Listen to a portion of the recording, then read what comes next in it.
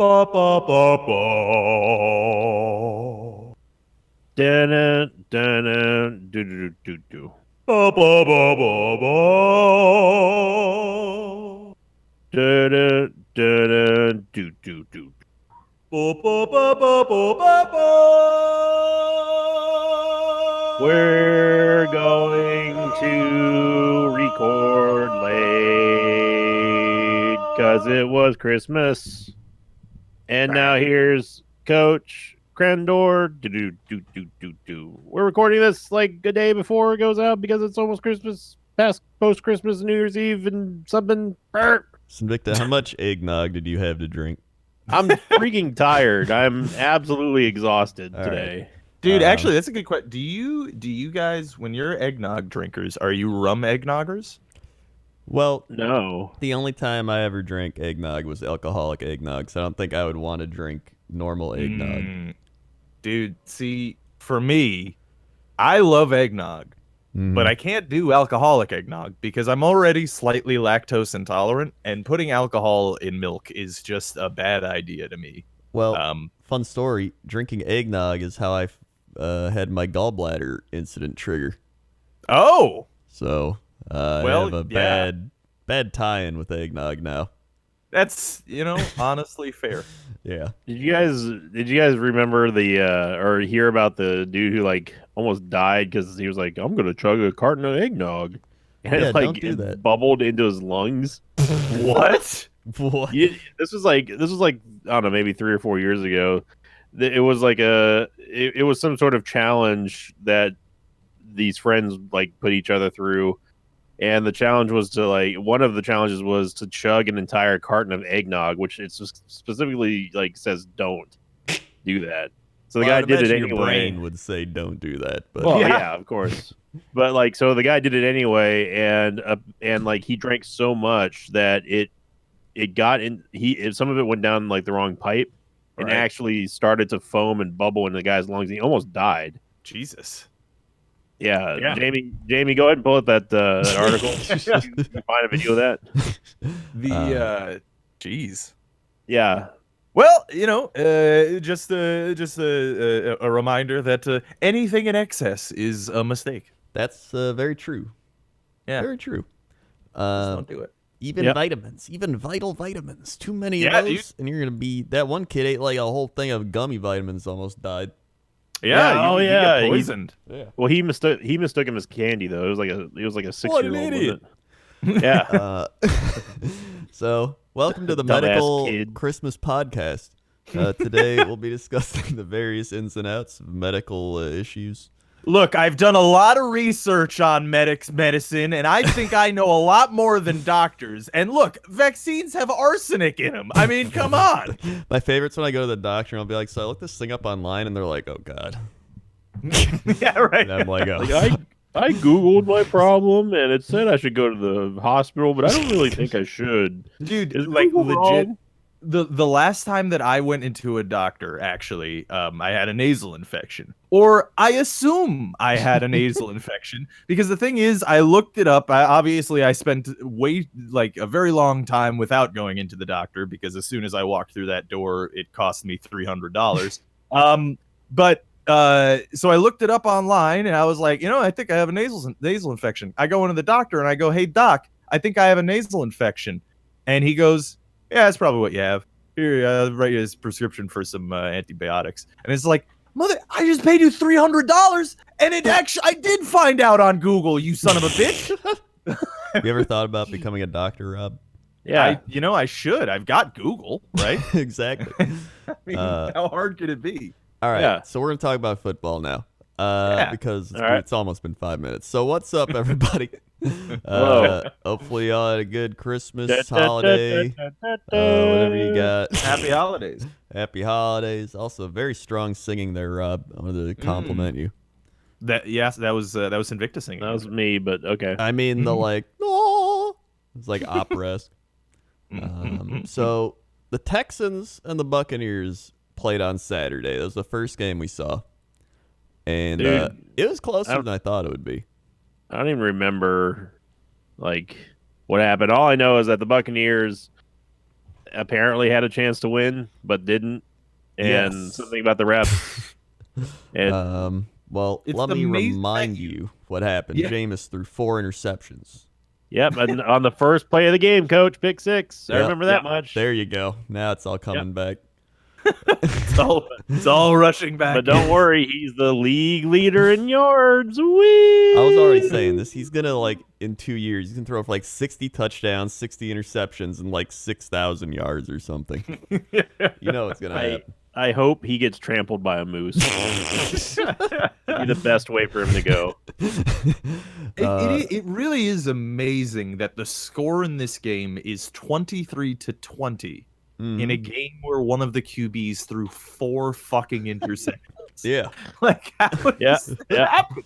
Well, the Texans didn't do a lot either. They went 19 of 30, 284 yards and a pick for Watson.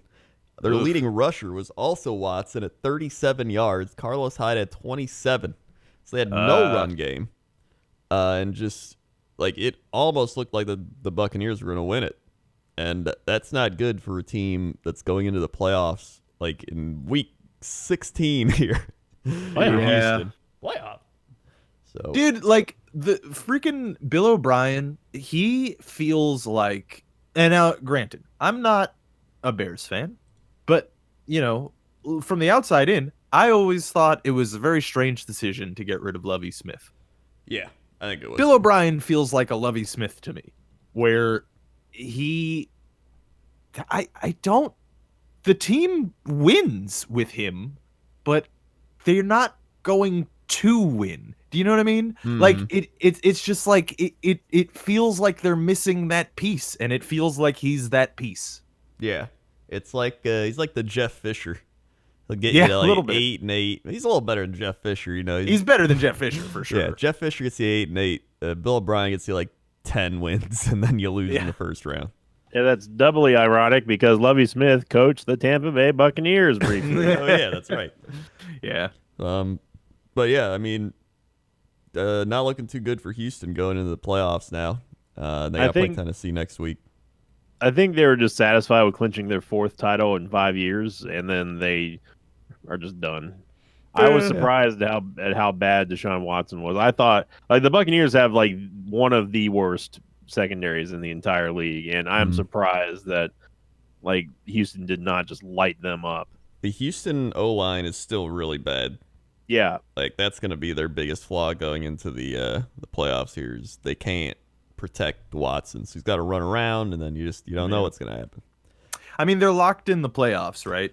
They're already in. In. So, and they're in a particularly bad situation in that there's no chance for them to get a bye, right? That's a good question. I don't believe there is. I think it's either the Ravens locked it in, and then it's either going to be the Chiefs or the Patriots. Right. So it would make sense if they're just gonna phone it in the last 2 games of the season, I guess. Well, they needed to win this game to clinch the division. Is the thing.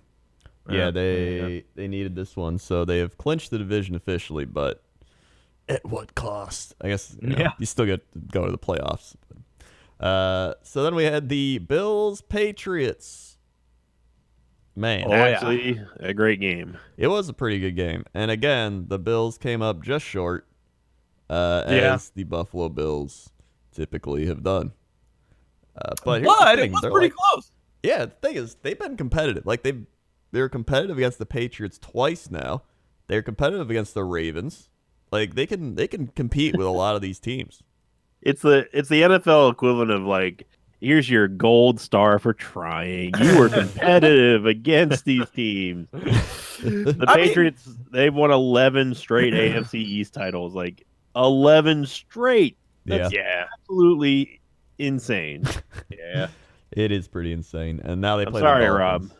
No, I mean, that's part of living in the AFC East. What can I do? I'm not trying to twist the nail or anything. It's remarkable. Oh no, honestly, it's okay because at least you're not doing the thing where you are suggesting that the rest of the AFC East teams are bad and that's why the Patriots are good. Because I've heard that argument many times before. Well, it's like, No. oh, well, the Patriots, it's just because they have got a weak division. You know, their division is bad, and they give the Patriots free wins every year. Like, nah, motherfucker. Tom Brady actually has a better win rate against everyone else outside of the AFC East. It's not that we have a weak division. It's that he's shit stomping us, but he's shit stomping everyone else too. So it's one of those things where it's just like, you know, we've had 11 years of having the most anomalous franchise in NFL history in our division, and it sucks. I mean, Dick. if anything, it's more impressive because the AFC East has been steadily getting better. You have to admit, it's been a pretty trash division for like out of the 11 seasons. Well, I mean, for that's the like thing, most right? of those seasons. Like we can easily look like total trash for a number of reasons. Like one of which being we all start the year 0-2. Like the Dolphins, Bills, and Jets start the year 0-2 for the most part. Like most of the time, we're 0-2, right? So we already have losses on our record.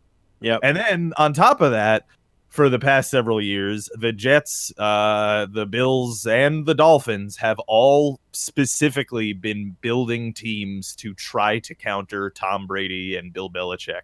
Yeah. And they've all failed at doing that. Instead of trying to make a good team, they try to counter specific weaknesses they try to identify in the Patriots, and they've never succeeded in that. So yeah, but the Bills at least seem to be going in the right direction now.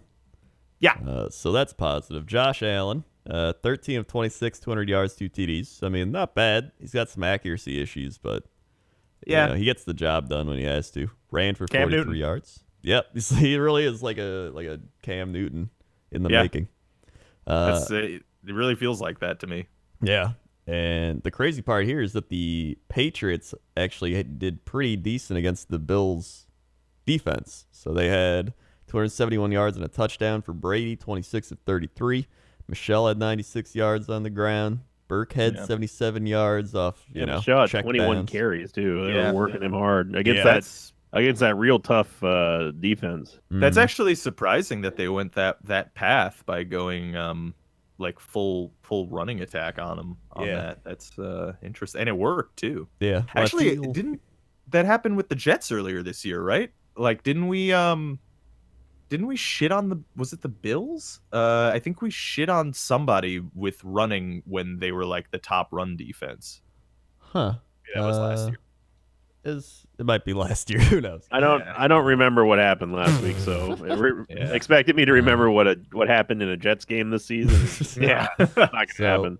Right now, I believe the Bills look like they're going to be going to Houston from the looks of it.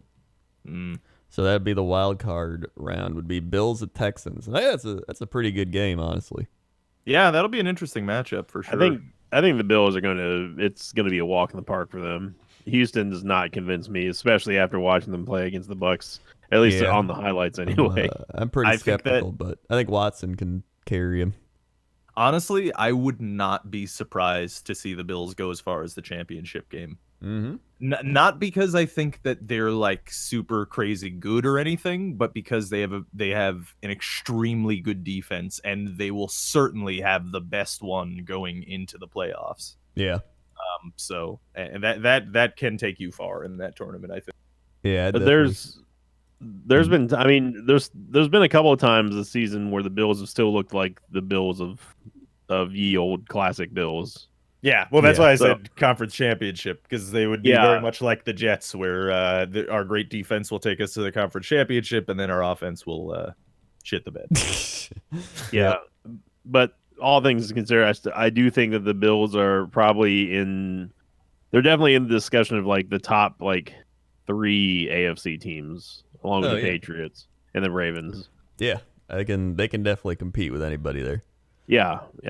So then we had Rams 49ers, another good game. Rams 49ers. Man, the Rams yet again let me down. All they had to do is just win, just beat the 49ers. They couldn't do it. All you gotta do is win every game, forehead. Yeah. Well, here's the thing. they looked like they were doing pretty well, and then they gave up 21 points in the second quarter to the 49ers, and then they they were looking pretty good in the fourth quarter, and then 49ers kicked a field goal because they threw like a 40-yard pass to Emmanuel Sanders, who's wide open. Garoppolo wasn't great. He went 16 of 27, 248, a touchdown, and 2 picks. Jared Goff was kind of like a little better, 323 yards, 2 TDs, a pick. Gurley had 2 touchdowns. Like, it's a divisional game, so it's going to be kind of crazy too. But 49ers have looked a little worse towards the end of the season. I don't know if people are finding their weaknesses or they're getting worn down in injuries or something, but they haven't been as dominating as when we saw them at the start. I was going to say, it seems like more teams are figuring out how to stifle Garoppolo, and if he's forced to, if they really can't rely on him. I mean, he threw 2 picks against the Rams defense, which the Rams they're not the worst defense in the world, of course, but they're also not the best. Mm-hmm. I think teams are figuring out that if you pressure Jimmy enough, that they don't really have any other options, especially on the ground. Yeah. Like, so I still think the Niners. I feel like the NFC is like it's theirs to lose, in my opinion, anyway. The Niners have been the most dominant team in the NFC for since the season began, really. Mm-hmm. Yeah, I'd say them and probably New Orleans, but even New Orleans has had like their kind of shit the bed type of games. But see if the thing about that, and again, I hate praising Saints, but you got to give credit where credit's due. Even with that though, like when Breeze went down, the Saints were still winning. If Garoppolo goes down, I don't see the Niners win. Mm-hmm. Yeah. Well, I mean, I don't know, actually, because remember last year, like the QB play wasn't really the problem in San Francisco when they were losing. Like they had both backups played admirably when they had to. But the one thing that I would say to your points that you guys were just making is that, like, unlike someone like the Ravens and even to a lesser degree the Saints, the Niners are playing basically pretty traditional football. You know, they're like a zone running West Coast team, like it, and they're just doing that very well. Yeah. So it's it might be one of those things where like they're just figuring out how you can attack them. Because it's not like Jimmy G does anything in particular that no other QB is doing or anything, Yeah, like he's a solid solid starting quarterback. Like, he gets the job done. He's not going to make like the crazy plays like Pat Mahomes every week, but he's going to make some good throws. He's going to put you in a good position to win.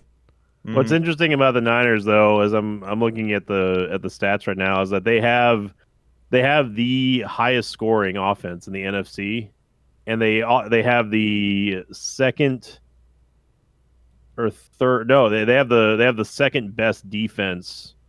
No, third. It's the third best defense in the NFC for the points against. So they've scored 453 points for themselves, and they've only had 289 points scored.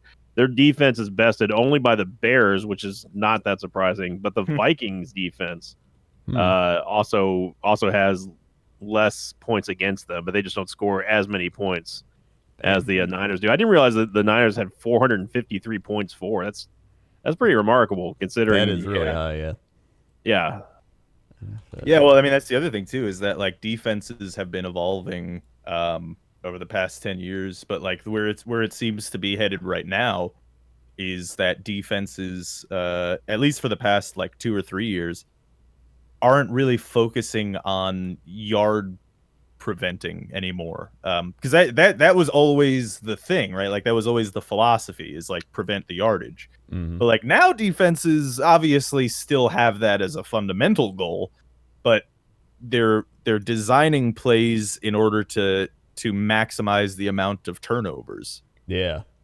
Because that's what you kind of have to do now in order to win against these high-powered offenses. And because I know that people are going to call me out on it, yes, the Buccaneers are number 2 in the NFC. Points 400. I mean, the Niners 453. The Bucs are in second in the NFC with 436. But the thing is the net point spread slightly different. The Niners, the spread was 164 points in favor of the Niners. Bucs 15. The Bucs actually have the best running defense with yards per game allowed, which is kind of crazy. Oh, wow. It makes it seem like if they had a quarterback that didn't turn the ball over 30 times a year, they could probably be a playoff team. Who knew? Everyone trying to still convince me that, you should give Jameis a chance. I'm not listening to it anymore. I'm just done with it. Well, let me tell you something to listen to. The New York Jets, because they beat the Pittsburgh Steelers. Yeah. Talking about subverting expectations, Rob. What the heck? I suppose we technically did beat the Steelers. It was an extremely boring game that I barely paid any attention to. I feel like that's a common theme with the New York Jets. Yep. Yep, it is. It's a real. We knocked the shit out of both their quarterbacks a bunch of times though. Like Devlin Hodges came in threw. I don't remember if he threw. I think he threw 2 picks before they benched him. Yeah. And then they brought in Rudolph, and then we beat the shit out of him, and then Hodges came back, and then I don't know. Rudolph might have came back later. I have no idea, but I mean the whole game was a shit show. Yeah. I really don't want the Steelers to make the playoffs. I'm not gonna lie. I think the Titans are just a better team. Well, can they? Do the Steelers still have an opportunity? The to make Steelers have to beat the Ravens in Baltimore. But I don't think Lamar Jackson's playing. No, they've already confirmed that they're sitting Jackson. Yeah, so they have to beat the Ravens backups in Baltimore. And then the Titans have to lose to Houston. If they are going to be running the same system, but under RG3 instead of Lamar Jackson, I don't think that means... I still trust the Ravens. I think the Ravens would win that game because it really is partially the system that they're running that is fucking people right now. And RG3 has the same capabilities in some respects as Lamar Jackson. He's obviously just not anywhere near as good. And even then, if the Titans win, then they're automatically in. So I think they're going to be playing. I will say that this might be the perfect storm for the Steelers to make it though, because with Jackson and most of the starters sitting out on Sunday, and the Texans, since they've already wrapped up the division against the Bucs, they may also sit some people. You never know. Yeah. Well, I mean, if the Texans are sitting players, then the Titans can just win easily, and then they're in. Oh, by the way, you guys want to know a fun little Jets fact? Sure. So Adam Gase said that he doesn't care about Jets fans' criticisms of him because he was, quote, rich as fuck. Nice. Yeah. Very nice. Very nice. So that's our coach going into next year. We should get Dan on the line to comment about that, about how awesome. Yep. Yeah. That's our dude. So he's just kind of saying like, hey, if I wasn't good, they wouldn't pay me money, right? That's like his. I mean, that's probably what here. he's actually saying, but I would like to posit that what he's saying is, I'm not trying, fuck you all, fire me, I dare you, and I hope someone takes him up on that. Well, they probably won't. So then the Saints played the Titans. It was actually a pretty close game until the third quarter, and then Drew Brees went off. Breezed them. Yeah, 279 yards, 3 touchdowns. Michael Thomas got the single-season reception record. He also had 136 yards and a touchdown. Yeah, he's insane. I thought I'd never see that Marvin Harrison record go down so quickly. Yeah. It's insane. Also, Jared Cook, 84 yards and 2 touchdowns. Can we just take him back instead of Jimmy Graham? Because that would be fantastic. But, Coach, he played basketball.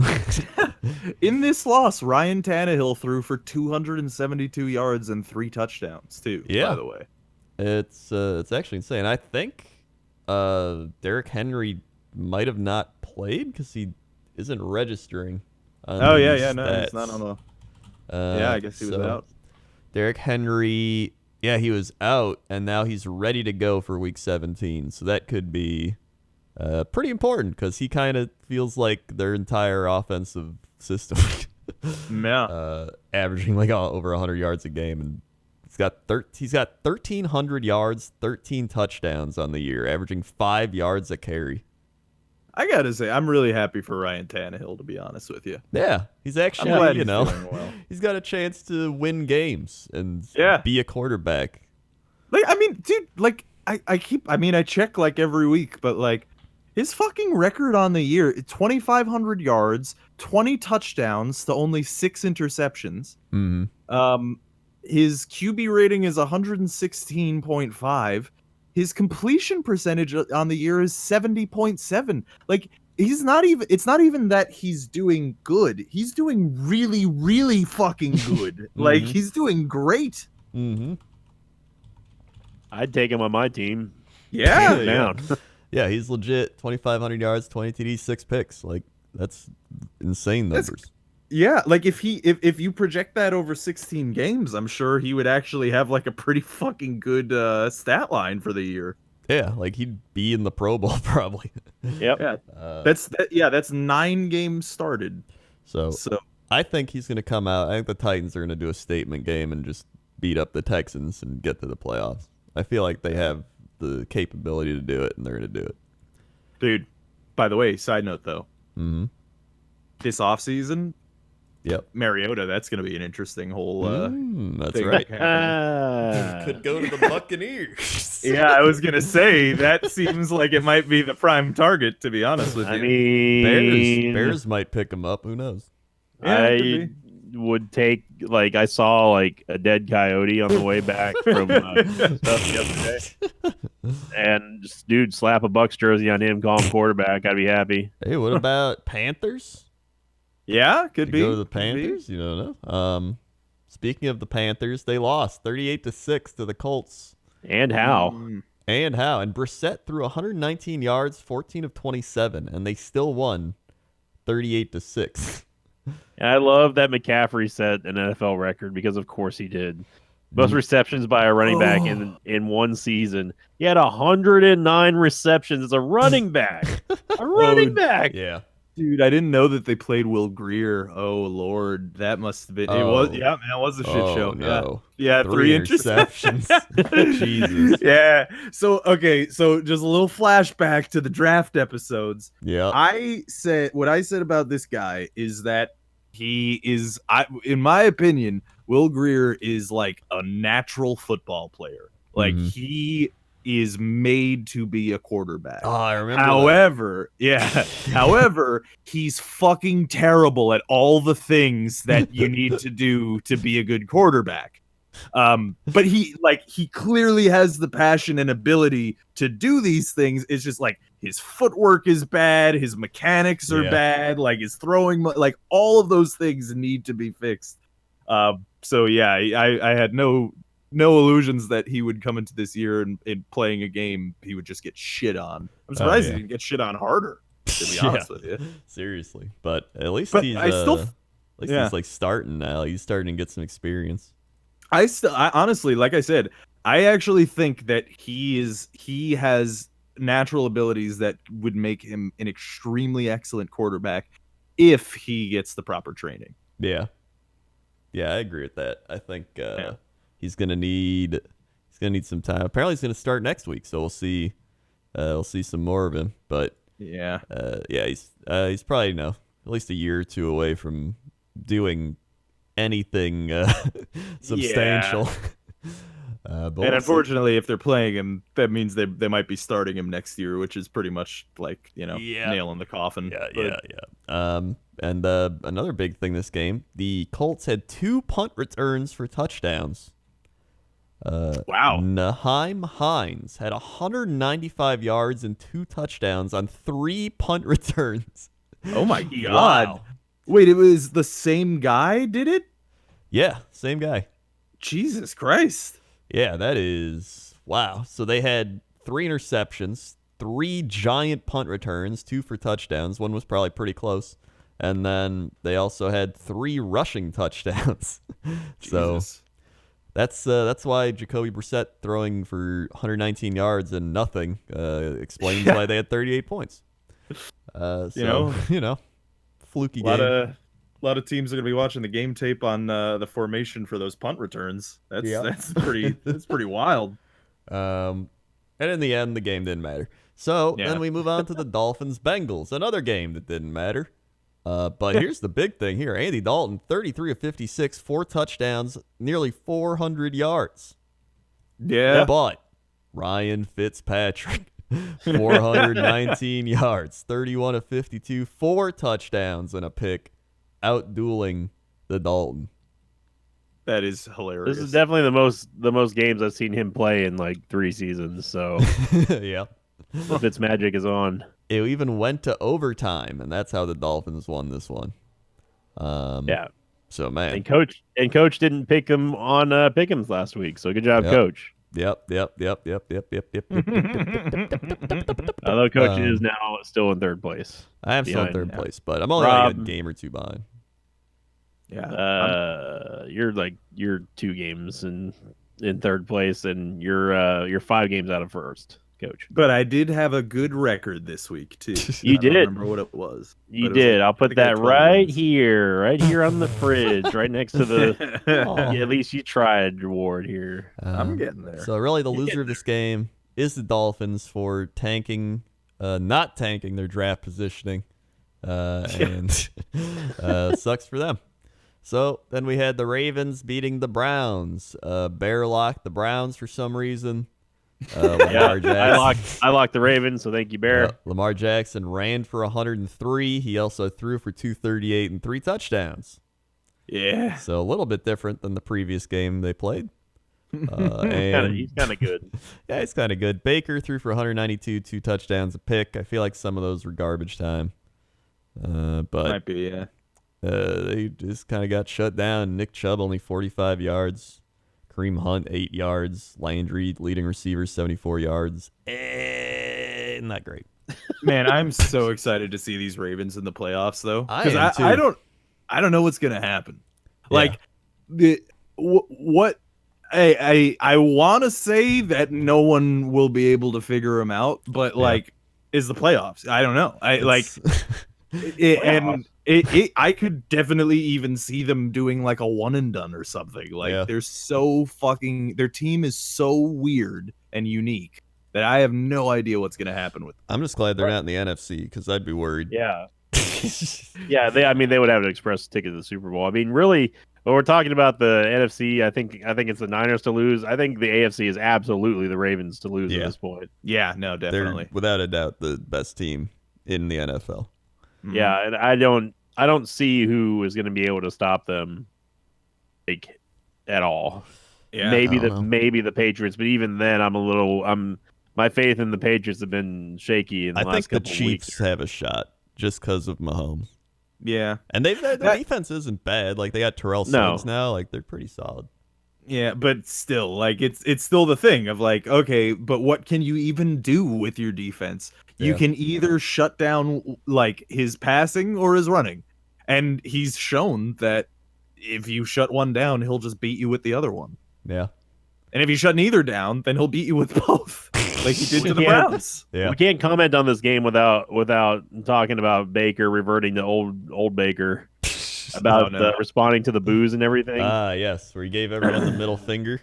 He was waving. Yeah, he. Well, I don't know if he gave them the finger. He was getting the finger a lot, that's but what it was. He was kind of egging them on as well. And I wanted there's a short segment I'd like to do before we do pick'ems, and even maybe before the power rankings, where we can, since it's week 17, the season is pretty much set in stone now, and I'd like to discuss like really quickly who the most disappointing teams are in 2019 for the season. Yep. That sounds good to me. And then I think next week we can do we can revisit our our list. Nah, we don't need to do that. Yeah, that'll be fun. I'm very excited to see that. Yeah, actually. I haven't even looked at it. I'm not even going to until we get No, get me to either. it. Yeah. Baker is actually the first Browns quarterback to make all 16 starts since 2001. Yeah. So even with his 19 touchdowns, 18 interceptions, and 3,500 yards, that's still not bad for being a Cleveland Brown. Yep. So Yep. hey, good for them. They got they got to mediocrity this year. That's far better than being a laughing stock. I do legitimately think this is just the sophomore slump. Mm-hmm. And I think there are other factors at play because there are too many variables that just don't make sense with the Browns this year. Yeah. You know? There's so many things that happened. It was kind of like you had the Myles Garrett thing, you had the Baker Mayfield stuff, you had Freddie Kitchens being Freddie Kitchens, like he had Super Bowl aspirations destroyed, Baker getting laughed at, Yeah. So that's on Baker though. Yeah. You can't act like that and not be and then like play like he was and not be considered like a giant clown. Yeah. I think he needs I think he's going to go into the offseason and just put in a lot of work. Or at least I would hope he would. I think he will, because the thing is, like, I've defended Baker's personality like before the draft and like while in the NFL, and the thing about him is that he does like talk mad shit, but he does use that to drive him like learning and stuff because the main goal for him is to prove people wrong. Like he really enjoys getting that moment of shitting on someone and then being allowed to gloat about shitting on someone. Yeah.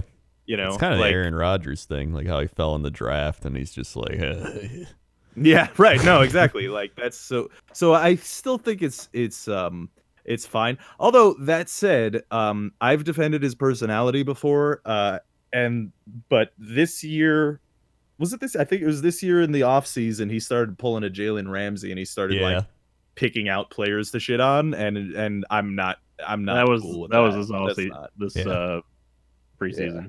Yeah. That shit is not that's not kosher, homie. So just cool it. Browns. Then we had the Jaguars lose to the Falcons, which didn't seem too unreasonable. Gardner Minshew, 13 of 31, 181 in the touchdown. You know, I think some of that came in garbage time too. I think he got shut down.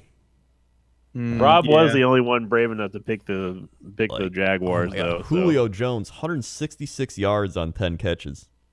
He's also. Oh, he broke a record over the weekend, right? Oh, did he? Yeah. That in that game he broke all decade team. Hold on, I gotta get through the news.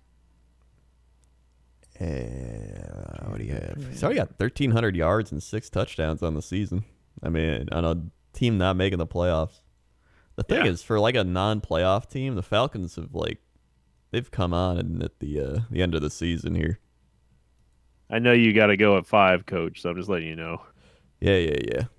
Okay, that's the record. Okay, so he's the fastest player in NFL history to reach 12,000 career receiving yards, and that is now. This is why this is a big deal. This record, because I know it sounds like so focused and cherry picked and specific, right? Like statistics can be, but the reason this is important is the record he broke was Jerry Rice's record. Oh. Yeah. Wow. That is very good. It's very like if any of you have never seen Jerry Rice's records, just Google him because he is in first in like almost every wide receiver category, and second place is about 400 miles away. Yeah. So like anyone beating any of Jerry Rice's records is insane. Yeah, that's he's the definition of the GOAT. Yeah, it's that's very insane. So congratulations, Julio Jones. Yeah. Then we move on to the game of the week: the Giants and the Redskins. Dinger. It went to overtime, actually, and the Giants won 41-35. Daniel Jones, 28 of 42, 352 yards, 5 touchdowns, and 0 interceptions. 5 touchdowns. 5 touchdowns. 5 And in fact, touchdowns. Haskins was 12 of 15, 133, and 2 touchdowns till he got injured. Oh, that's pretty good. Yes, it was actually a pretty good young quarterback battle, and Keenum came in 158 in the touchdown. So I mean, there's I feel like maybe the defenses were bad, or maybe they were just having a great time. Just enjoying the break before Christmas. Yeah. So really, again, the loser here is the Giants for losing draft positioning. So then we had Lions Broncos, and the Broncos won. David blah 12-24 touchdown. They didn't even bother putting his stats here. They're not loading. Drew Lock 25-33, 192 and a touchdown. Not bad for Drew Lock. Rip Daniel. Yep. Philip Lindsay 109 yards and a touchdown. Interesting enough, none of us picked the Lions to win, by the way. Oh yeah, no. All 4 of us picked Broncos. Well, yeah, no. Raiders beat the Chargers. Again, no one's surprised because we all picked Raiders. Yeah. So Melvin Gordon, 9 carries for 15 yards, but he had 2 touchdowns. Oof. But still, oof. That's Yeah, it's a big oof. Yeah, Phillip Rivers threw for 279 and 0 TDs, 0 ints. It's just like a boring game too. Hunter Renfrow. It was the first time that the Chargers had lost to Oakland for the first time ever since moving to LA. Yeah. At home. Also, I think the Chargers had more Raiders fans there than they did Chargers fans. I think they said that at one point the Chargers had to use a silent count or something. That's how bad it is. You're at your home stadium and you need to use a silent count. That's not good. So, they need to get out of there. By the way, fun fact, because every time we talk about teams, I tend to look up quarterbacks and look at their records and stuff. So Derek Carr is doing quite well this year. I mean, he's having honestly one of his better years, I'd say. Mm-hmm. But you know what's funny is his statistical record is almost identical to another quarterback by the name of Ryan Tannehill. Oh, quarterback. The only difference is that Derek Carr has played 6 more games and thrown 2 more picks. Wow. So what you're saying is Ryan Tannehill is better than Derek Carr. This year's very slightly, yes. I mean, I'd agree with that. Yeah, I mean that's it. It's just that I just find it obviously funny and also validating that Ryan Tannehill looks extremely good not under Adam Gase. Yeah, he'd look a lot better under Aaron Rodgers, honestly. Yeah. So it's cool it down. This is a family friendly show here, Brandor. I mean, I was waiting until one of you were gonna. Moving on. The Cardinals beat the Seahawks in Seattle. Yeah, I picked this game, didn't I? I picked the Cardinals. That is you didn't. Crazy. You picked the Seahawks. Damn. This is the opposite of subverting expectations because but I remember I was saying no, it could happen. And you're crazy, Rob. But I didn't pick it. I mean, you do sound kind of crazy there, Rob. You do sound kind of crazy. The biggest part is that this was in Seattle, which makes it just makes it pretty insane. So I mean, the Cardinals had 11 of 18, 118 yards and a touchdown from Kyler Murray. And then Brett Hundley had to come in. There's a name I never want to hear again. And Kenyon Drake, 166 yards and 2 touchdowns. Man, Tannehill and Drake, the ex-Adam Gase, prodigy, are lighting it up without him. They got Drake for pennies too, right? Didn't they trade a 4th rounder for him? Yeah, they Miami's whatever. Yeah. So that's Thank God he's not here. And don't look now, but Larry Fitzgerald, 4 catches, 48 yards and a touchdown, leading the Cardinal wide receivers. Yep. Hell yeah. On Good old, the other good old side, Fitz. the Seahawks, 16 of 31, 169 and touchdown for Wilson. Not great. I believe Chris Carson, their top running back, got injured for the year. Something happened, and so now they've went out and re-signed Marshawn Lynch Yep. for the playoffs, which honestly, it's kind of scary because I feel like he brings a vibe to them. You know what I mean? Like he brings I that kind agree. of tough vibe that I think they need going into the playoffs. I would love to see a beast mode run in the playoffs. Like that would be incredible. I would actually. love that in the wild card, and then they lose to the Packers in the divisional round. But yeah, it's again the Seahawks not doing great. I feel like the weird part about the NFC is every NFC team has shown like weaknesses. There's no like dominant team. Like even the 49ers, even though they're definitely the favorite, they still have shown weaknesses. Yeah. And speaking of weak NFC teams, the Eagles beat the Cowboys to take over the NFC East at 8-7. Hooray. What a division. Yep. So they'll probably be 9-7 and win the division, but it could be an 8-8 if they lose. It's the only if any of you go to the depending on when this podcast comes out, but at the current time, if any of you go to the standings and you see like every other division in the NFL has like a clear division winner and a clinch already, there's no stars anywhere near the division. It's ridiculous. Yeah. It's absolutely ridiculous. It's actually really sad. It's incredible because it's incredible because it's not just this year. And it's not just last year or the year before that. It's been the past 20 years that this division is like this.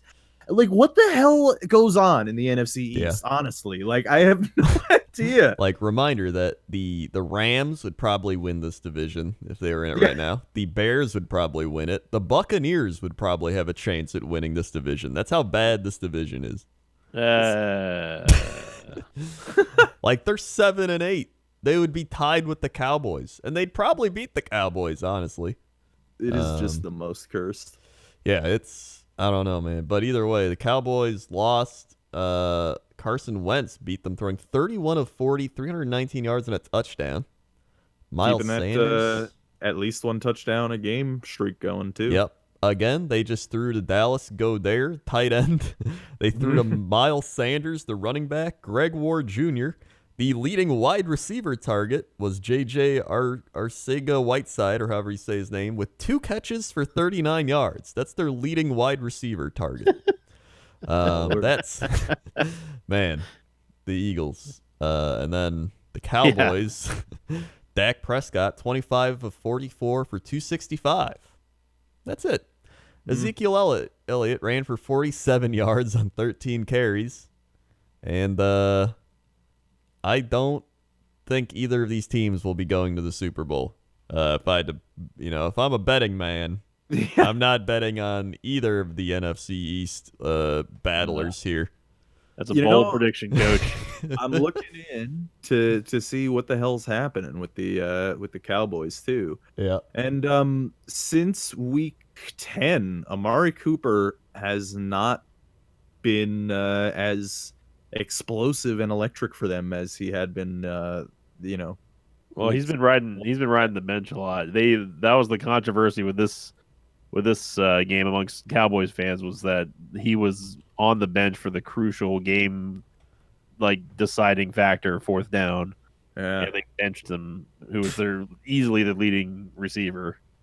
Yeah, I feel like what the hell he happened, injured or 'cause, something? Like maybe he's playing with an injury. No, he wasn't injured. He was straight up just not on the field. So like I'll pop it in Foos Balls because this is just pro football reference, but like you can see like, week 1, 106 yards and a touchdown. Week 2, 44 yards, a touchdown, 88 and 2 TDs, then 48 yards, but then 226 yards and a touchdown. 2 weeks later, another 100 yards. A week after that, another 80 yards and a touchdown, then 147 and a touchdown. And then since, his highest has been 85 yards, and he's only scored 1 touchdown since week 10. I will. I'll also say that game where he had 226 was against the Packers, and almost all of it came in garbage time. Oh, okay. They were down 31-3 and then that's when he started getting his stats. That's So, fair. Yeah. Yeah, as someone who was an Amari Cooper owner in fantasy this entire season, trust me, I know. I've been waiting for him to go off for like 13 weeks now, and he hasn't. So man, that'll be a fun division, week 17. Then we had the Chiefs shit on the Bears in Chicago. Absolutely shit all over him. They crushed them. It was kind of funny because everybody that called in on sports radio was just like, this is who we could have had. We could have took Mahomes instead of Trubisky. Could have been a contender. Well, because I don't know if you guys saw, but Mahomes had a really good roast of the Bears in that game. Well, what did he say? Did you see? Basically, he threw a touchdown, and his celebration was walking around and counting on his finger. And he counted up to his spot at 10, and he was like, "Oh, weird." Oh, so that was a pretty good. Yeah, that's pretty good roasting. Yeah, also in this game was a fucking double doink, boys. Yeah, Yep. the double doink strikes The again. double doink. But it was Happened the right at Chiefs the end. kicker doing It the wasn't double what? doink. It was the Chiefs kicker doing the double doink, wasn't It it? was, Yeah. yeah. He double doinked it. Man, it's been a disappointing year for the Bears, and I Yeah. love it. So honestly, We'll get to the most disappointing team soon. Oh yeah, it was. So just to recap for the Bears. Bears just their defense. I feel like when your defense is just out there constantly, like any defense is gonna get worn down. Yep. When you just know your offense can't do anything. It was just like check downs, like Trubisky throwing like on 3rd and like 18, he threw like a 4-yard pass. Like you gotta do something, man. Like I don't know. They're the 2011 Jets, dude. Like straight up. It's, and this is why, like, I mean, obviously I'm biased, but this is why I don't understand teams that. And I realize I've been praising the Bills for doing this. Also, I want to also preface here, but I don't know why teams build for defense anymore. Yeah. I just don't think, or like building a defense is one thing, making that your primary like trait is just, I don't see it anymore. It doesn't make sense. Yeah. If you diminish the offense so heavily, then you just can't win in the regular season. And it would be great if you get to the playoffs like the Bills have, because then when they're in the playoffs, well, that defense is going to be fucking fantastic for them. But if you don't get there, and if you're not winning games in the regular season, then who cares? But Right? at the same time, you don't want to be the Tampa Bay Buccaneers. Well, that's true too. Yep. Balance is certainly key, but I would say that like teams that go 60-40 defense over offense are making a mistake, if you ask me. Yeah. Well, speaking of balance, let me introduce you to the 2019 Green Bay Packers, where we are a solid, I think, like 18th in offense and like 16th in defense. And Aaron Rodgers, leading the charge. But I was very worried about this game. I thought this was like the Vikings were going to come out. They're going to destroy us in Minnesota in the Dome on a Monday night game. And really, we like kind of destroyed them. Like if we didn't turn the ball over 3 times, we probably would have won this like 30-3. Like it wasn't even really close. The Vikings had 7 first downs. Yep. 7. Wow, that's Who knew that Kirk Cousins wouldn't be able to show up in a game with playoff implications? Although, actually, to that point though, before I defend Kirk Cousins in any way, Right. he is now 0-9 on Monday Night Football, and it's like the worst record ever on Monday Night Football. And again, okay, so here comes the Kirk defense. Wins are not a QB stat. That is booger. That is hilarious, though, that he's 0-9 on Monday night. I will say. I have a booger quote for you. He said, "It's like taking candy from a baby, but that's a big baby." That's my favorite of the night. I actually do like that. That's It was pretty good. I like it a lot. Yeah. But the thing was, Packers opening drive fumbled the ball on their own 20, and the Vikings got a field goal off of it. Then Rodgers threw an interception, which was odd. And they only got I think they got a touchdown off that. It's like a 50-yard pass to Diggs or something, which was just a really good play by Diggs. And then Dalvin Cook is like vital to this team, because when they don't have Dalvin Cook, they can't run the ball. They averaged 2.5 yards a carry with Mike Boone on 11 carries. Amir Abdullah did okay with 4 carries, but we shut down the run game. And then their offensive line. Honestly, their weakest thing is their offensive line. They could not stop Zadarius Smith. He had 3.5 sacks. He probably could have had more. He was like constantly in Cousins' face. And then Kenny Clark had a sack, which I watched a thing where Kenny Clark could have had another sack, but instead he dropped back. This is like 300-pound defensive lineman dropped back to cover the running back and stop the check down throw. And so Cousins had to get rid of it. It was just, the Packers defense was lights out. Cousins was 16 of 31, 122, a touchdown, a pick. There's also another drop pick in there, but it was bad. Their least first down since 1971. They got booed at the end of the game. By the way, this was a game for the NFC North. If they won this, they could have won the NFC North. Yeah. So that's saying something. And Aaron Rodgers, not great, but I'll tell you who is. Aaron Jones. 154 yards, 2 touchdowns, including a big 50-yard touchdown run. Aaron Jones and Devontae Adams, who had 116 yards, 13 catches. Our offense. That's literally our offense is Aaron Jones, Devontae Adams. Yeah. So, honestly, I'm not as worried as I was a few weeks ago. I feel like this is a team that can... even though we're not great at one thing, we can kind of do both things well enough to win. Yeah. So, I will say, and I don't mean this in any disrespect, Coach. Yeah. But the Packers, for being a 12-3 team, they look the least like a 12-3 team out of all the 12-3 teams. They definitely are. They play like they should be a 10-5 team right now. Yeah, I definitely agree with that. I wonder what the Packers. I'm gonna look up their strength of schedule. Yeah. I'm curious. The biggest thing they've done is not turn the ball over. They had 3 turnovers this game, but they had 9 all year. Oh yeah, they've had a really easy strength of schedule. Yeah. This actually might be the easiest. Yes, they probably did. Yeah. That is yes. They have the easiest strength of schedule this year. The Packers. So the biggest thing with this.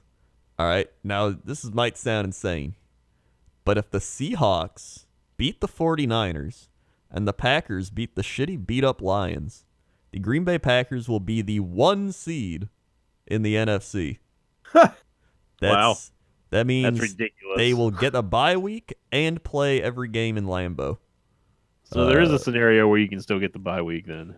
Oh, they'll if they win this week, no matter what, they get a bye week. So if the 49ers beat the Seahawks, they get the 2 seed, and then the 49ers get the 1 seed.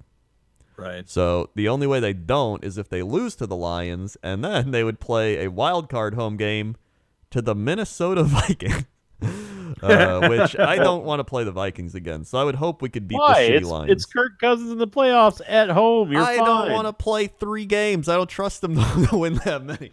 Yeah, well, especially if Dalvin Cook's back too.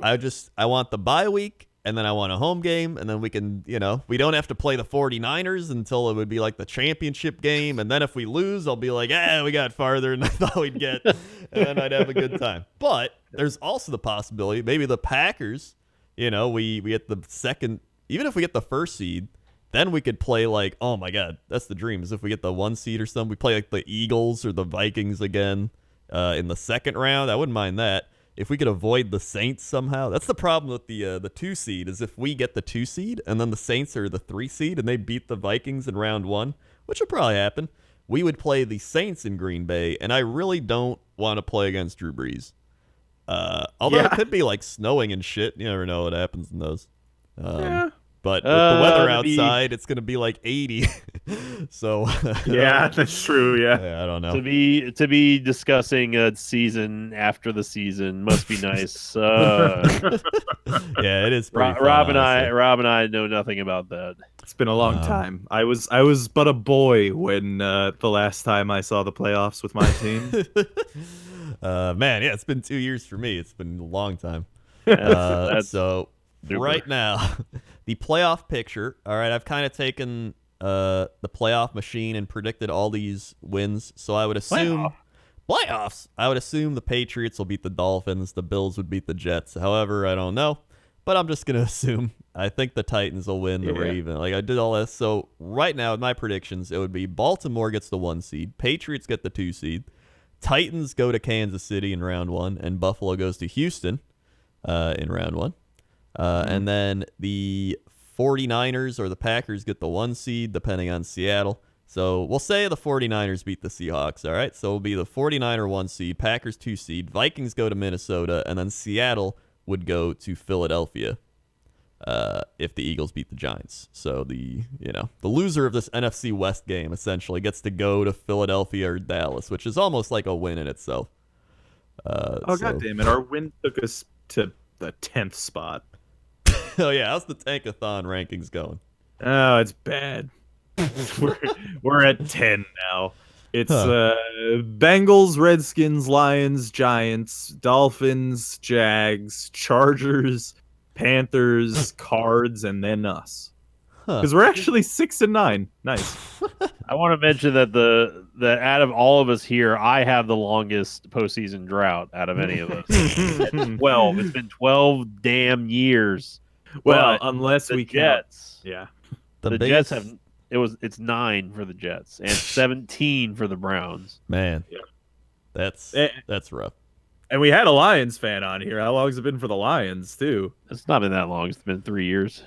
Oh, I suppose. Oh, yeah. They I made the guess wild card in getting to. 2016. Yeah, right. Fair I had enough. my Super Bowl win 9 years ago. I just want another one of those. That's a great coach. Thank you. It's so really this is the only time I will be pulling for the Seahawks because we can get the 1 seed and then we could actually avoid like New Orleans.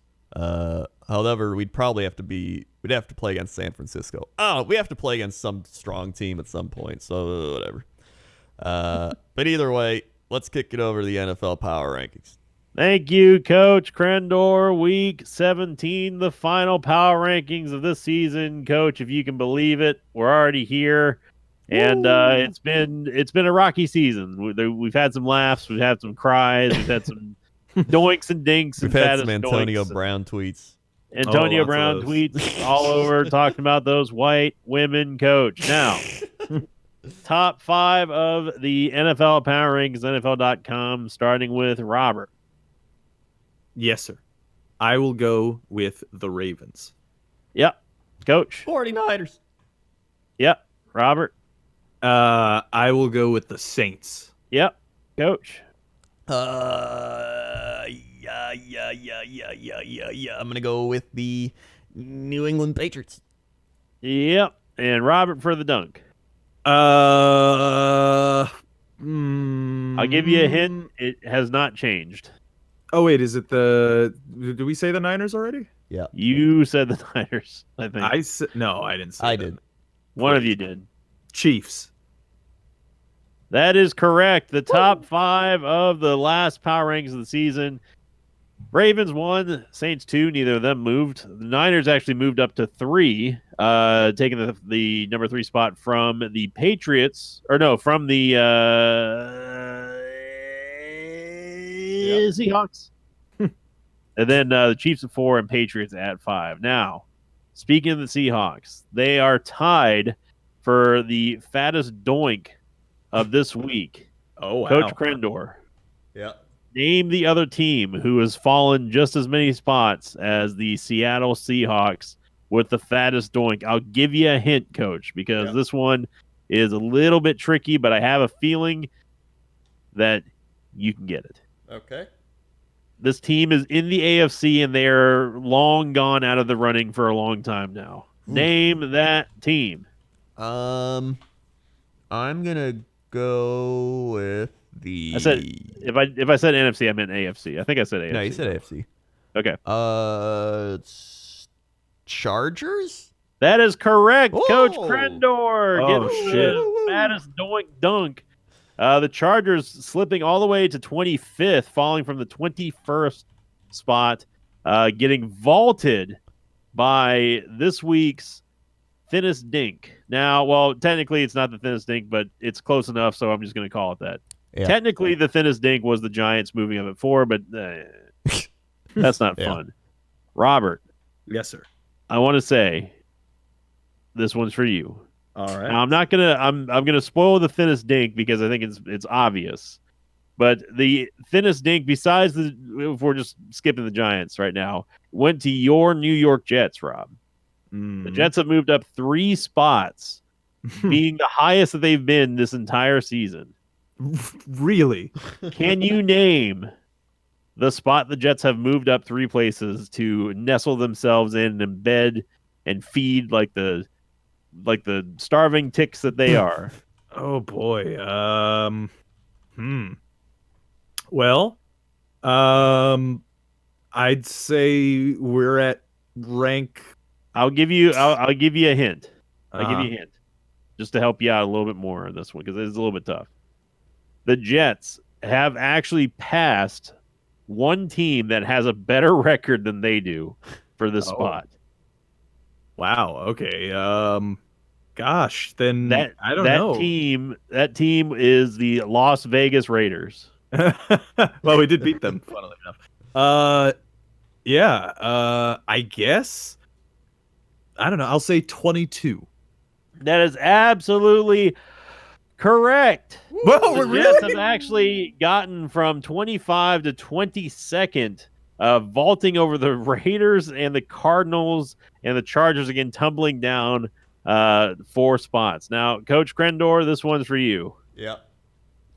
True or false? The Tampa Bay Buccaneers are still in the top 20 despite falling 2 positions this week.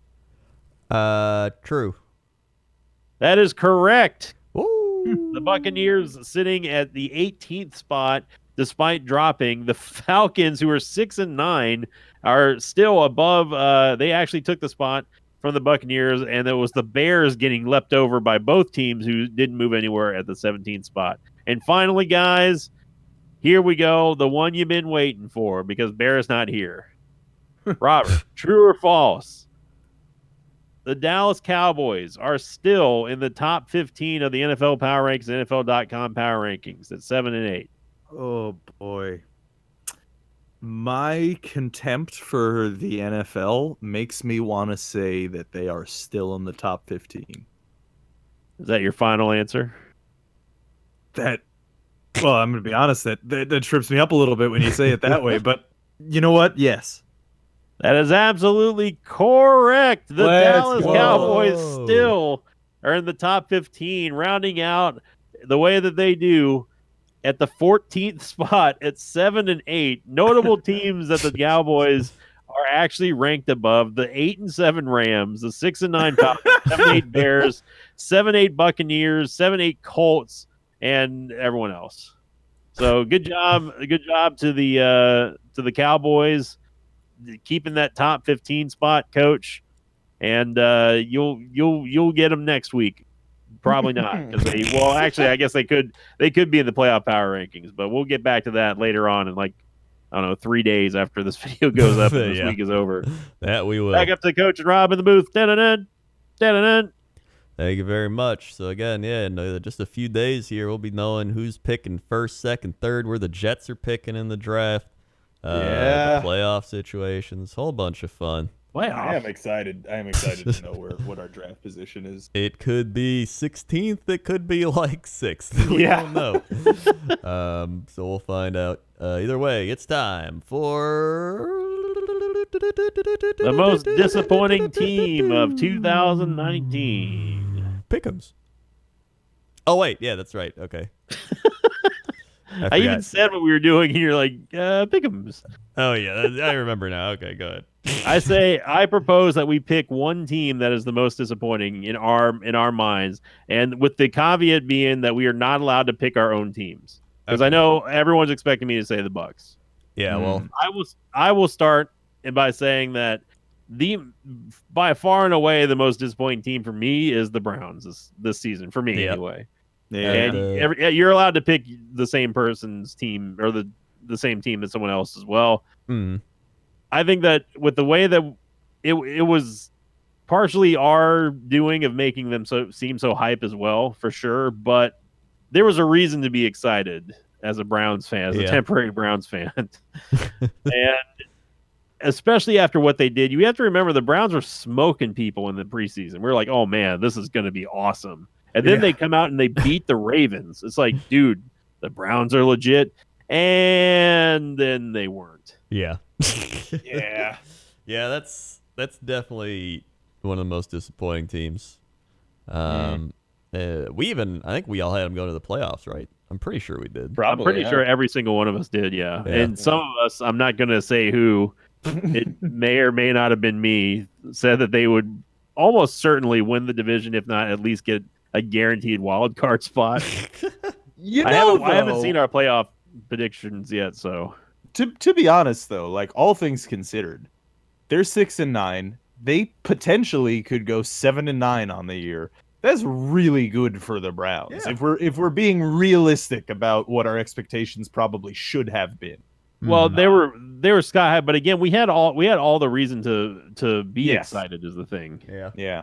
Because they were playing amazing. They were a young, hungry team. They were actually playing with a chip on their shoulder. Everyone was drinking the Baker Kool-Aid.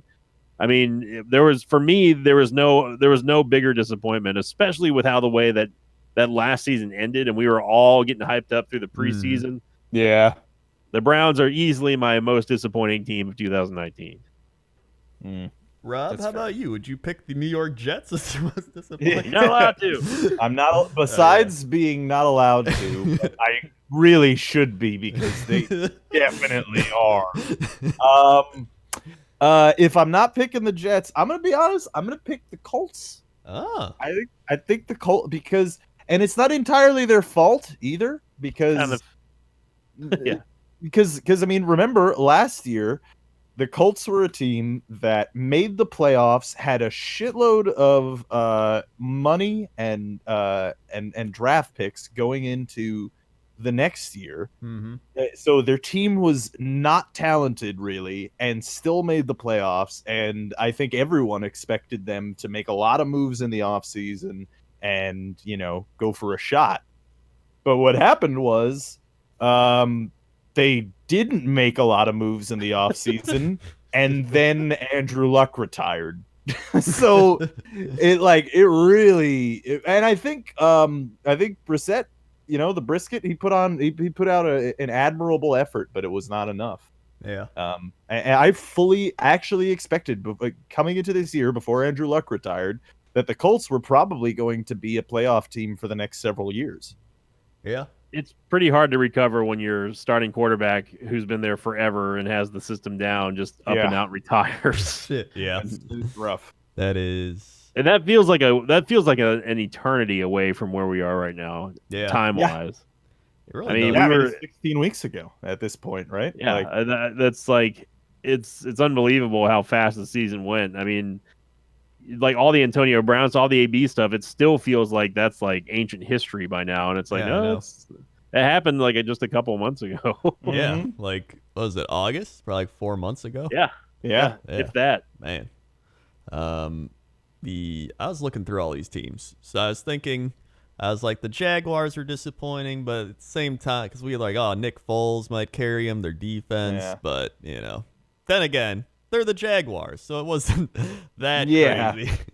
But the AFC South was such a crapshoot this year because everyone's like, well, no one's convinced that the Texans are going to be dominant again, and it's true. I don't think that they were dominant, but I think that all of us were neglectful in the reasoning to not realize that the rest of the AFC South is pure garbage. And they can't really be except disappointing. except for the Titans. Yeah, and they can't really be disappointing if we didn't have any expectations. Yeah, exactly. Yeah, that's what I was thinking. Like the Bengals, like I was thinking, 1-14's pretty bad, but at the same time, Bengals. We weren't picking them to win. Yeah, exactly. Yeah. So looking at like, all these teams, I was trying to find one that was disappointing the most, and I might even just pick the Bears because I think everybody thought the Bears were like a lock for the playoffs. Like I was like, yeah, it's gonna be like if the Packers go in, there'll be a wild card. Bears will probably win it. Everyone was like, yeah, the Bears could be like a Super Bowl team. That defense and Trubisky will progress, and instead, they're barely making it to 8-8, if that. Barely. So like, and that's not even as like somebody in the same division. Like I actually expected them to be really good, and they kind of just were okay. We thought that their defense was gonna like outscore some teams' offenses. Yeah. Boy, were we wrong. even Khalil Mack. Like Khalil Mack didn't do a whole lot this year, honestly. He had some forced fumbles, but like he wasn't the same as he was last year. Like if you look at his stats, he has 8.5 sacks, 46 tackles. So to put that in comparison to last year, that's pedestrian. Yeah, he had an interception, 6 forced fumbles, and 12.5 sacks. And then this year he had 0 interceptions, he had 5 forced fumbles and 8.5 sacks. He also only had 14 quarterback hits instead of 18. Which is not a terrible year. No, that's still player, but this is Khalil Mack we're talking about. This is like top for what like, they paid for him. He should have the best record. I mean, they paid a shitload in picks and then a contract. Yeah. So like for that price, it should be he's the statistically highest. Yeah. That's like a top 10, top 15 record. Yeah. It's and to put that in perspective as well on how good the Packers free agent signings have been without giving up picks. Preston Smith has 12 sacks, Zadarius Smith 13.5 sacks. So that's already 2 players playing better than Khalil Mack on the same team. So, and plus there's plenty of other guys that are getting a lot of sacks. Even Shaquille Barrett. Shaq Barrett on the Buccaneers. Like still he was leading for a long time. Yeah, he's at 16.5. Only one above him now is Chandler Jones at 19. Although to be honest, we are somewhat underselling the value of forced fumbles. That's a big deal. Like and getting 5 forced fumbles, like I'd have to imagine that's actually pretty high. Like I'd think that's probably in the top of the board. Wow, Chandler Jones 8 forced fumbles. My God, Jesus Christ, that man's insane. T.J. Watt at 7. Shaquille Barrett has 6. Oh my God. Wow. Ryan Anderson 5 and Khalil Mack tied there at 5. Then there's Jadeveon Clowney at 4, along with Terrell Suggs, Logan Ryan. But so like 5 is still. I mean, that's all. That's it's still a lot. It's still top 5 in the NFL. That's great. Yeah. But coach, who's your pick though? I'd probably say the Bears, honestly. Okay. Yeah. I'm surprised no one said the Raiders, especially after with all the hype around AB, especially since they're on Hard Knocks this past offseason. Yeah, but the thing was like I expected them to be like 6-10-ish. With Antonio Brown, I think I expect them to be like 9-7. But without him, they're about where I thought they'd be. Like I like John Gruden. Like I do. I legitimately like. I like him as a character, as a person. He seems funny. Like he's a funny dude. I like him as a coach, but he is really running an experiment in, well, I was gonna say in Oakland, but not really. Not anymore. Yeah. He is really running an experiment out there, which is like, can we build a team from the '90s and still win? And so far, kinda. So it's interesting, but I don't think I'll be honest, like I don't think I had that high of an expectation for them. I think how I feel about the Raiders this year is probably the same about how I'm going to feel about them next year, which is we'll see. I don't know. Like straight up, I don't know if what they're doing is going to lead to success. I'm not sure. Yeah. I will say though that Derek Carr has looked better under John Gruden than he has previously.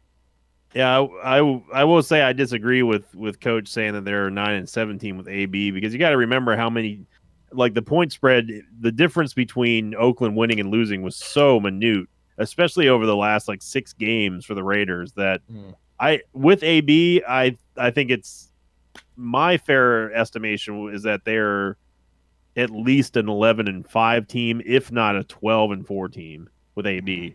Because again, the margin of victory for the Raiders,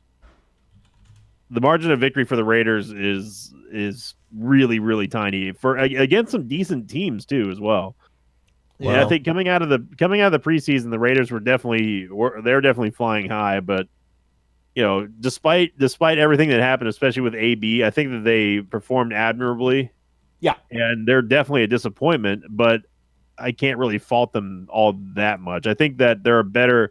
I think the Raiders are a better team than their record shows. It's just they've been going up against crazy good teams. Like I wonder what their strength of of course. I wonder what their strength of schedule looks like compared to the other possible flops. The Raiders actually they had a pretty easy strength of schedule this year. Oh, really? Yeah. Reasonably like they're probably on the among the easiest. Like probably top 10, top 15 easiest. Yeah, I think what's crazy about some of the hardest schedules played is some of these teams that had the hardest schedules are like Seattle, Kansas City, San Francisco. Actually, the hardest schedule right now was the Bengals, and they have the worst record. Yeah. And it also looks like the Panthers had a really hard schedule. Yeah. Cardinals. That's rough. So, but this is actually just a reminder, since we're going to be going into the offseason in the next couple of months. This is why looking at strength of schedule from the previous season does not matter. It super doesn't. It changes so drastically every year that you cannot predict the future strength of schedule based on the past strength of schedule. Like even at the start of the year, like remember being like, oh man, they're playing the Rams, watch out. But then they play the 49ers, an easy win there. Yeah, exactly. Yeah. And also go on. No, I was gonna say, if you want to talk about like the bye weeks as well, the Buccaneers got completely hosed in two straight seasons with super early bye weeks and then a London game. Oh yeah. Yeah, that's rough. Yeah, early bye week should not be a thing. Just stop sending teams to London. Just stop. But I wanted to say, honorable mention for the year, as far as like coaching is concerned, is Flores in Miami. And now I know what you're thinking. They're 4-11. What the fuck are you talking about? But if you look at Miami and what they did this year, selling off literally everything, it is a fucking miracle that they won 4 games. Remember, we had a rule where you couldn't even pick against them. It's magic. Yeah, we did have that rule. It is sure. I think a little bit fits magic, but like honestly, like I think they squeezed out 4 fucking wins that they had no business of getting. With the strength of their team.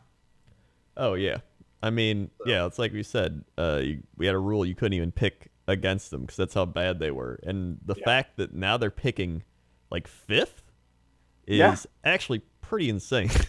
It's amazing. Yeah. All right. So, and again, one last mention. The reminder: the Chicago Bears are giving their first-round draft pick to Oakland this year. Yeah. So even after that disappointing season, they don't even have a first-round pick. So I think that also ties into it. Yep. And John Gruden's master stroke strategy is continuing to pay off. Yeah. They've got 2 first-round picks again this year. That they do. So let's pick them. Pick 'em. All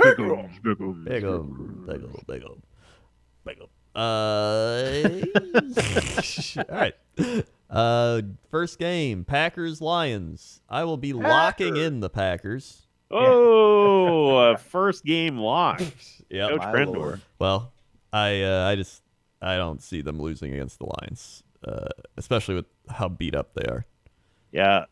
I got to go Packers here, Coach. So congrats on the free win. Good luck in the Yeah. playoffs. Thank you. Yep.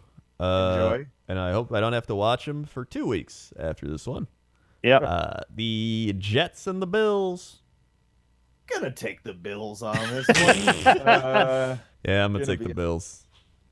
Although I'm gonna be honest with you, there is a distinct possibility Oh, that yeah. the Jets actually win this game. I would because actually it's put it at divisional. probably 80-20. Yeah, I think like it's 20% chance. I think that's honestly fair because like it's a divisional game. It's Jets Bills, and these they've got a whole thing going. So Yeah. I'm gonna go with the Buffalo Bills.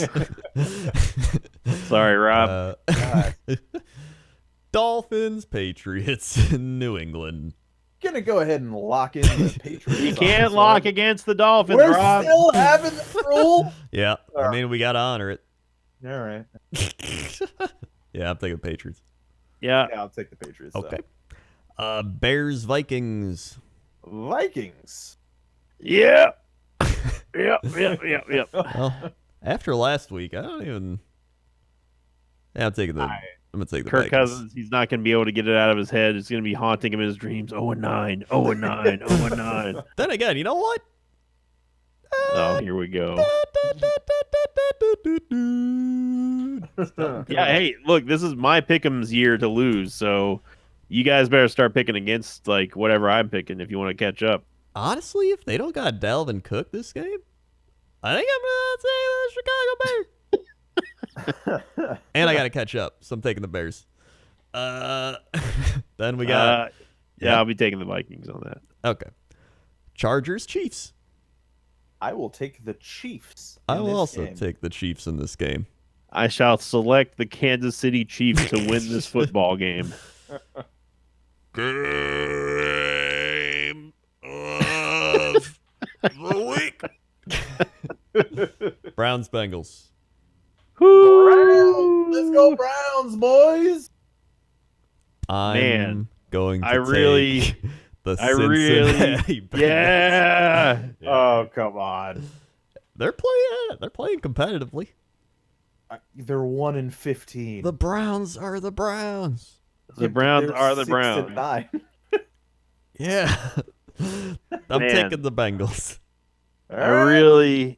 really want to take the Browns here or the Bengals here. I really do. Yeah. So I'm gonna take them with Coach. Woo! Go Bengals. Let's go, You guys are fools. Bengals. Fools. Saints, Panthers. I'll be taking the Saints. I will also take the Saints. Yeah, Sean Payton's already confirmed that no starters are sitting. So Yeah. I will lock in the Saints. All right. yeah. Falcons, Buccaneers. Take the Bucks.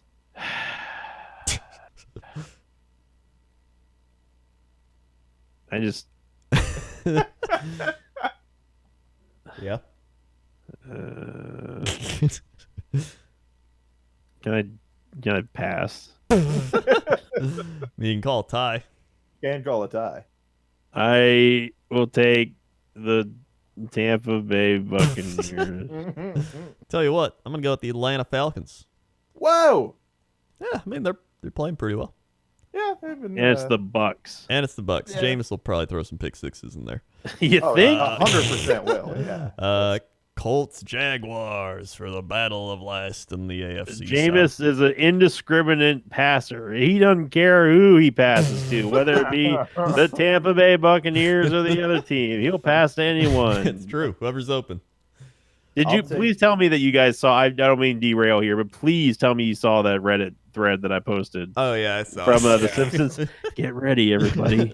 He's about to do something stupid. Everyone in the NFL watching Jameis Winston's first play.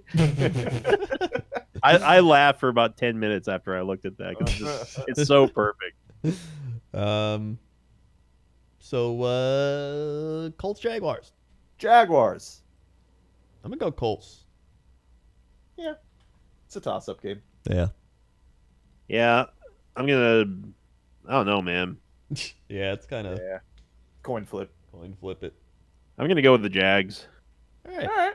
I think that the meme that is Hunter will win.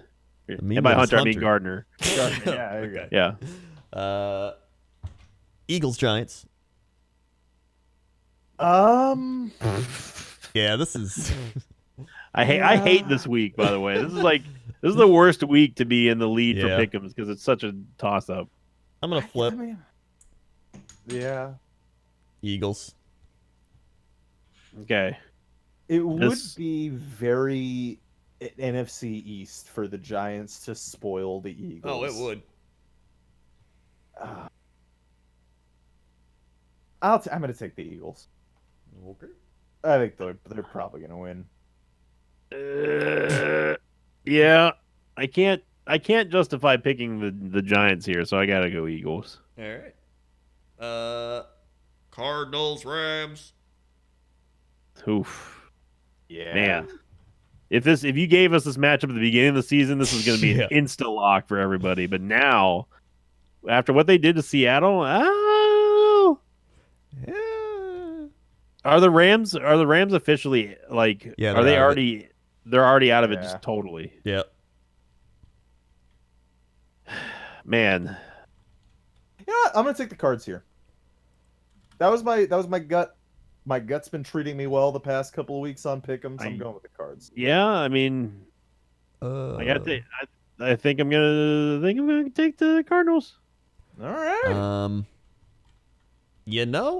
I don't know if Kyler Murray's playing It probably is. I mean, Why they're, wouldn't he they're be out playing? of the playoffs. because yeah. he got And hurt he's- in the Seattle game, Oh. and is he- Brett didn't know he- Hundley came in. Oh is he yeah. hurt? Let me see. He's listed as limited. Mm. Yeah. Rams limited for I Cardinals. think I'm gonna swap to the Rams then.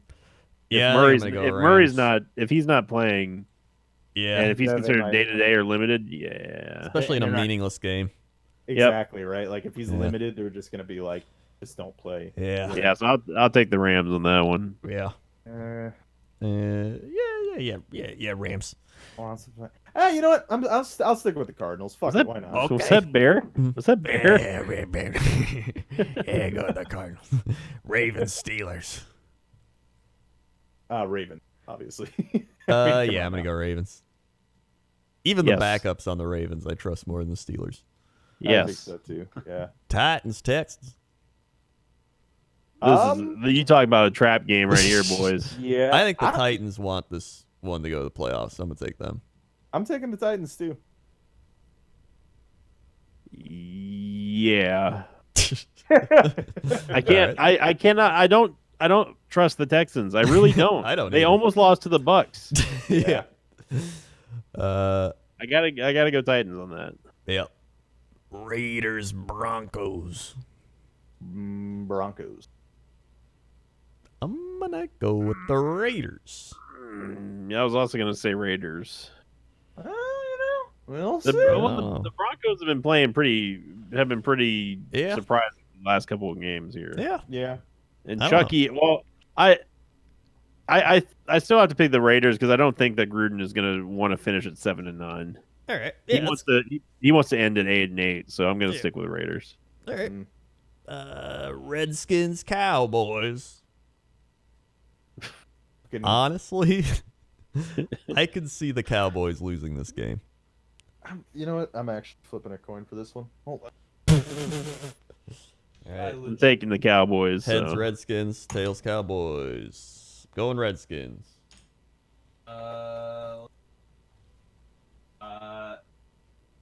Tails Cowboys.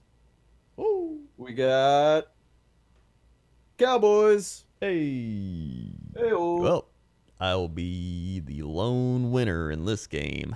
Hey. Or not. And then the 49ers Seahawks. Ooh, man. I'm going to take the Seahawks just because I'm hoping they win, so I'd like to cheer for them. The Niners don't have to win this game. They Yeah. do if they want the 1 seed. Otherwise, they will be the 5 seed. I can't believe you're rooting for the Seattle Seahawks. I'm rooting for them because I want the 1 seed. You know what? I'm taking the Seahawks here. I think the Seahawks probably have what it takes to take down the Niners.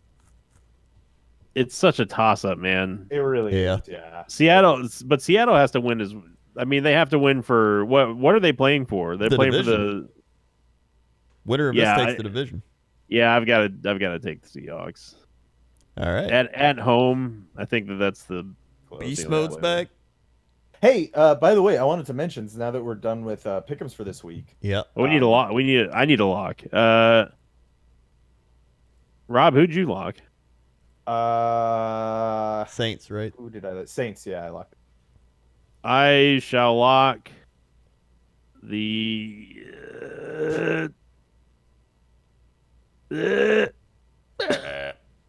My locks suck. This like I would be rated so much higher if my locks didn't count for double losses. I don't know. I'll lock the Bills, I guess. All right.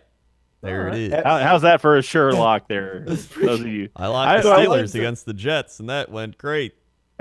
I think that next year we should do pick'ems, but we should pick against the spread just for fun.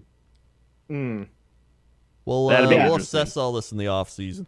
Yeah, I wanted to mention because since we just finished our locks, our last lock of the regular season here, or our picks for the last of the regular season, Pixel Haven had a little addendum to our locking records, to our pick'em records, showing us against ESPN analysts and CBS analysts. Yeah, and here I'll post it. I'll post the tweet in Fusenballs. And I gotta say, we're pretty fucking close to the guys who are getting paid millions of dollars to do this. Yeah, to be honest with you. And I gotta say as well, that's both crazy and maybe a little embarrassing for them. Yeah. That like to be honest, that because I mean, Sinvicta is the only one among us, right, who's even really played at even anywhere close to a professional level football, right? Mm-hmm. Yes.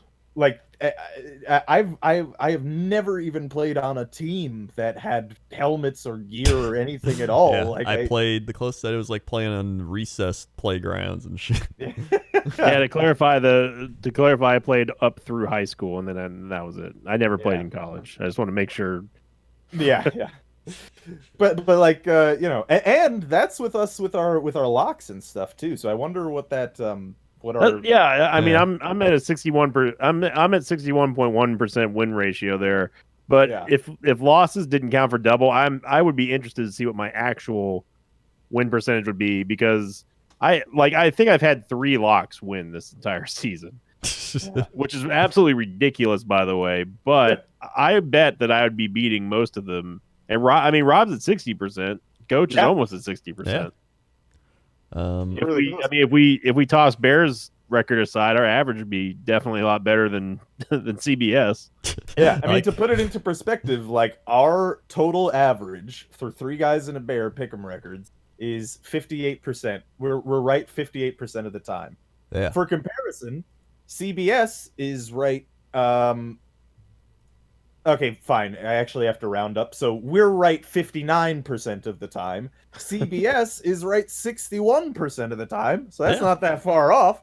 And then ESPN, who's higher than them, is only right 63% of the time.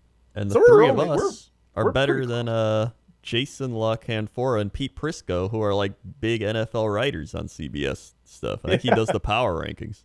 So basically what we're trying to say is hire us. Yeah, where's our millions of dollars? Just give us money. Use it. Yeah, just give us money for doing something. We are clearly as knowledgeable as these professionals. So Except I mean, Trey Wingo, man, look at that guy. Yeah, he's way up there. That's pretty 66.9. But I mean, like the only thing that skews our rating is just that our lowest low is far and away the worst out of all we have three Bear of the here, groups. so that brings us down. No slight against my good bud Bear Taffy, who we all love. Yeah. But man, if that 54% just wasn't there, we'd be doing so much better. And I am curious, and thank you again to Pixel Haven and Hippo Nora, and someone else, I think someone named Mana or something took over for Hippo this week. Mana took over for the week. Yeah. Who was it? Mana Pies. Okay, yeah.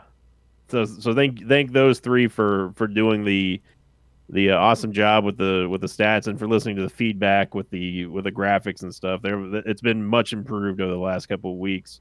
I also But like the bonus stats this week too. If you didn't see those, I am curious I would love to hear what our records would be without the locks counting for the double losses.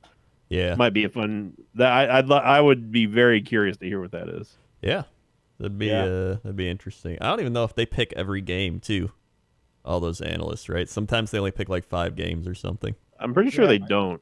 Yeah. Yeah. So if you could check on that, check the stats, please. And then Rob has picked the Titans 8 times. He always picks them following a win and has never picked them after a loss. He's 4-4. Yep, and I did it again this week. Yep, which means it's a Titan win coming in. Classic or Rob. a loss. It's Yeah. literally a toss-up whether or not I'm right on this one. And then we're all pretty good at Monday Night Football except Bear. We all are undefeated, locking the Ravens. I went 12-4 on Monday Night Football this year. That's pretty good. That's Yeah. pretty good. And based on picks, me and Rob have the Giants winning the NFC East, which honestly I feel like they could still do if the season kept going. It went to like week 19. Yeah. And that's this week in football. Yeah. So Merry Christmas, everyone, and we'll see you. We'll see you in the new year. See you in 2020. Yeah, Happy New Year, everybody. This is the final 3 Guys and a Bear podcast for the teens here. So yeah, this is the final one, unless and if this comes out today, Happy Kwanzaa. Wow. it won't come out today. Crendor was supposed to be gone 15 minutes ago. Oh yeah, that's fine. And then Tuesday, well, New Year's Eve is next Tuesday. I don't know if you guys are doing anything at this time on New Year's Eve. I will be sleeping or streaming. So all right. Well, we'll see you at some point next week. And I mean, I can. What I'm saying is, I can record on Tuesday. So okay. Well, we can probably do Tuesday next week then. So yeah, it should be a normal time. So we might actually have one last show in 2019. It would be the literal last day. Maybe. Of the year. Maybe. Probably, we'll see. Probably not. Probably not, but maybe. See you later, everybody. Watch us, subscribe, follow, show all your friends and family. Tell us we're just as good as CBS, if not better. And next year, honestly, we'll rise above all those people. So thanks for listening, watching, and we'll see you next week or year or at some point. I don't know. All right, goodbye. No.